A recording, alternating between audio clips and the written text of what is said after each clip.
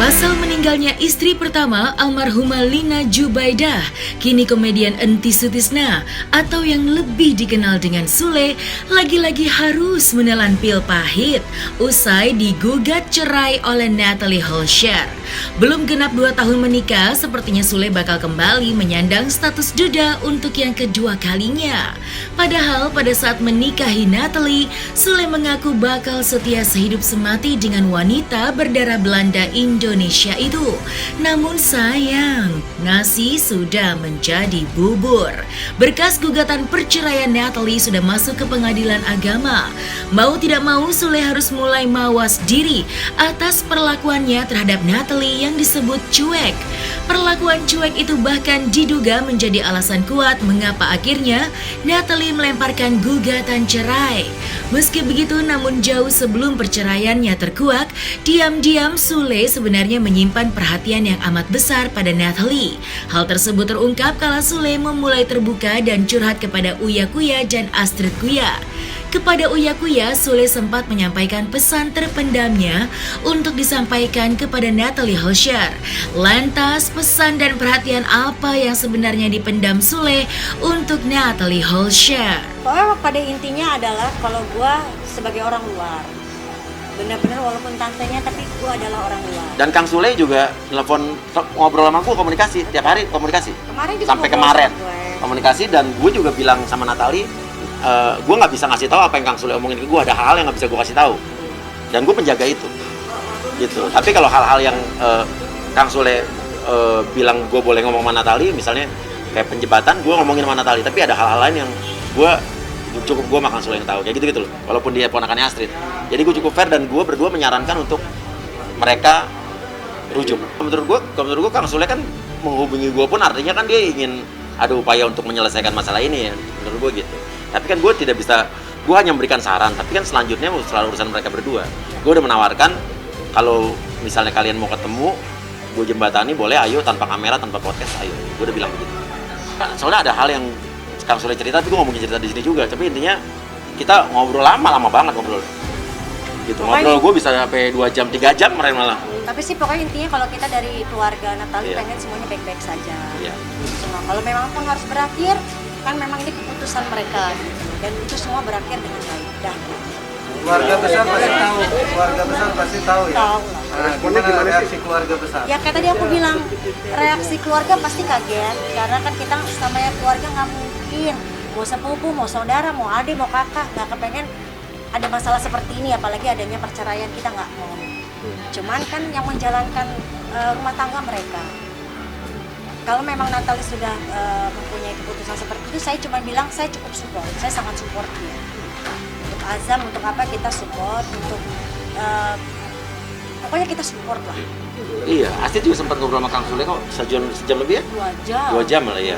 Ngobrol lama kok. Ngobrol lama, pokoknya. Cuman kan nggak mungkin gue ngomongin di sini juga gitu. Tapi kemungkinan kembali ada? Nggak ngerti gue, nggak ngerti. Ketika ngobrol itu ada obrolan nggak sih minta tolong untuk menjembatani? Ada, maksudnya gue, dan bukan hanya itu aja, gue juga sama Kang Diki Chandra teleponan, ngobrol juga. Jadi dari upaya dari kita ada upaya buat. Ya, dari keluarga Natalie memang sudah ada upaya untuk yuk mari bersama berbicara gitu, dari hati ke hati. Ini kan masalah dibilang kan sama-sama ibaratnya kita nggak bisa menyalahkan satu pihak ya, semua pasti punya salah gitu. Iya. Cuman intinya adalah gimana caranya supaya mereka ketemu, supaya egonya masing-masing kan bisa teredam gitu kan. Tapi kan kembali lagi memang keputusannya ada di mereka berdua. Saya sendiri sudah ngobrol sama Kang Sule 2 jam lebih, ingin mengetahui kenapa, ada apa gitu. Saya udah ngobrol. Jadi kalau bisa dibilang dari keluarganya Natalie sudah approach, istilahnya sudah berbicara. Tapi kan kembali lagi, ini kan mereka yang menjalankan. Iya, mereka yang menjalankan, tapi kita sudah berbicara, maksudnya untuk menjadi penengah. Kita sudah berbicara, sudah mencoba menjadi penengah mereka, tapi kan keputusan semua di dia. Keputusan semua di Natalie, keputusan semua ada di Kang Sule. Jadi ya kalau memang misalnya ini yang terbaik ya kita mau gimana pun kita harus hormati keputusan mereka. Bu, dari jadi penengah pun ada ego masing-masing dari antara mereka. Oh nggak sih, iya, Bu? lah, Atau pasti, gimana lah, sih, Bu? pasti yang namanya pendengar kan kita kan mendengarkan. Lebih banyak mendengar saya. Lebih banyak mendengar dari pihak sini, lebih banyak mendengar dari pihak sana. Cukup mendengar. Kalau memang bisa disatukan atau bagaimana ya kita nasihati, tapi kan semua keputusan di mereka. Insya Allah kita lihat aja ke depannya. Di sisi lain kepada Uya Kuya dan Astrid Kuya, Natalie juga kerap mencurahkan isi hatinya.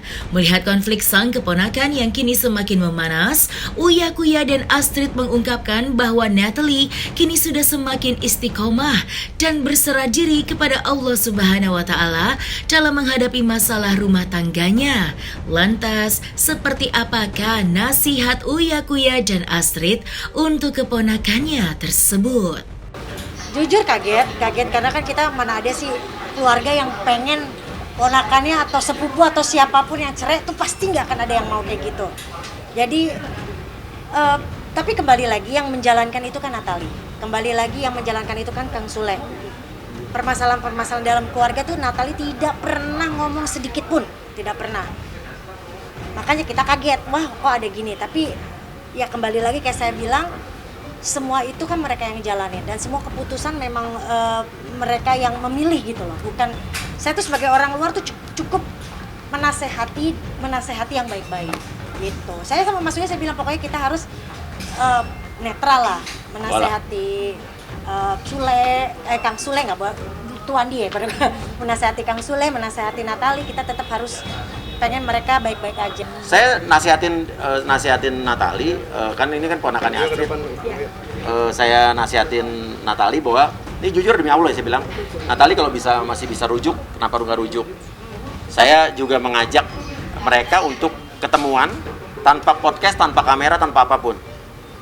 Gitu. Cuman yang nggak tahu, silakan kalau siap hubungin gua. Gitu. Ya, tapi kalaupun memang ternyata tidak bisa dilanjutkan, ya berakhirnya juga dengan baik-baik saja. Itu sih pesan aku selalu bilang gitu ke Kang Sule, Kang please baik-baik aja, ke Natalie juga Kang, Neng please baikbaik aja. Karena kan Azam adalah anak dari mereka berdua. Ya, betul. Kita harus mikirin anak. Udah ini gitu sih. Pengennya rujuk lah.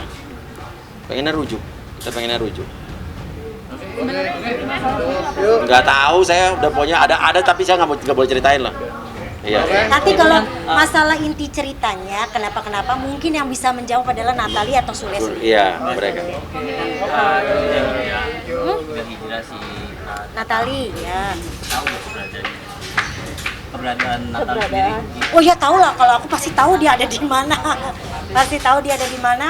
Dan alhamdulillah kalau ditanya masalah hijrahnya atau apa, alhamdulillah sampai detik ini dia istiqomah. Jadi dalam arti kata dia tetap mempertahankan dia kan mualaf. Asli mah kemarin terima kasih sama Kang Sule udah membuat Natalie menjadi seorang mualaf segala macam. Karena Asli juga kan mualaf. Alhamdulillah istiqomah, setiap kali saya telepon saya bilang, Neng kalau lagi galau sholat Neng, dia bilang iya Kak aku sholat, aku minta tolong sama Allah. Jadi kalau misalnya banyak netizen yang takutnya kan kadang ada yang bilang nanti gimana Natalie atau gimana, aku bilang gak usah khawatir, kalau untuk dalam urusan istiqomah alhamdulillah dia istiqomah dalam menjalankan agamanya, alhamdulillah. Oke. Makanya aku bilang kalau soal Natalie itu kan banyak banget yang netizen, bukan hanya netizen, semua teman-teman pada nanya itu gimana Natalie, apakah nanti akan berubah atau bagaimana. Makanya aku selalu bilang alhamdulillah sampai detik ini setiap kali dia mengalami permasalahan yang dia hadapi, alhamdulillah dia selalu bilang, Kak aku udah sholat hari ini, Kak aku udah tanya sama Allah, maksudnya kalau misalnya ditunjukkan memang ini jodoh aku, tolong tunjukkan, kalau memang bukan jodoh ya tolong tunjukkan. Dan apa yang dia lakukan sekarang, tenang aja deh, pokoknya dia istiqomah. Alhamdulillah dia istiqomah dalam menjalankan semuanya. Berarti sekarang nggak ada kekhawatiran sama sekali untuk Enggak, kalau untuk istiqomah untuk itu dia tetap kok. Malah kemarin kalau dia suka ngingetin aku malah sekarang.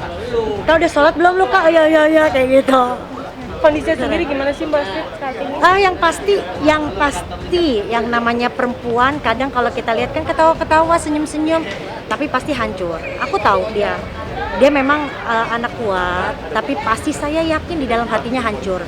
Tapi alhamdulillah mungkin karena dia sudah berubah, dia lebih tawakal. Jadi apa yang dia jalani, kalau dia merasa benar, kalau dia merasa oke, gue sanggup, gue bisa bertahan, ya dia jalani. Iya, karena gak bohong lah, yang namanya diterpa masalah kayak gitu ya pasti akan goyang juga. Tapi ya alhamdulillah sekarang malah aku bilang, aku yang saranin misalnya diundang sini, udah datang aja, besok ulang tahun Kak Usi kalau nggak salah, datang aja, aku bilang harus lebih banyak ya udahlah, serahin sama Allah. Aku selalu bilang gitu, kalau memang udah keputusannya begini, kita serahin sama Allah, ya kita jalanin aja. Yang penting harus tetap ingat punya Azam, tetap harus ada hubungan baik sama Kang Sule, karena kan Kang Sule itu kan ayahnya Azam, jadi tetap harus co-parenting. Aku selalu bilang sama Natalie gitu, semarah-marahnya, sesakit-sakitnya harus diingat ini bapaknya Azam gitu. Jadi mungkin gimana sih ngeliat Aku nggak bisa komentar apa-apa karena gini, jujur saya kan juga punya anak perempuan ya kan. Untuk masalah saya nggak bisa komentar apapun, permasalahannya apa, aku nggak bisa komentar karena yang nanti bisa menjawab itu kan Natalie sama Kang Sule sendiri ada apa. Kalau aku intinya pengen semuanya baik-baik aja gitu. Kedepannya berarti akan tetap berjalan gugatan cerainya mungkin? Kita sih keluarga ya semua menyerahkan semua sama Natalie. Kalau Natalie memang pengen seperti itu ya kita support. Tapi untuk kedepannya bagaimana kan hanya Allah yang tahu ya. Insya Allah kalau namanya Allah kan bisa membolak-balikan hati manusia. Tiba-tiba besoknya tiba-tiba aku nggak jadi deh Kak, atau aku gimana, wah alhamdulillah, atau Kak aku tetap gini, ya kita tunggu saja ya. Insya Allah semua keputusan adalah yang terbaik buat Kang Sule dan buat Natalie sendiri.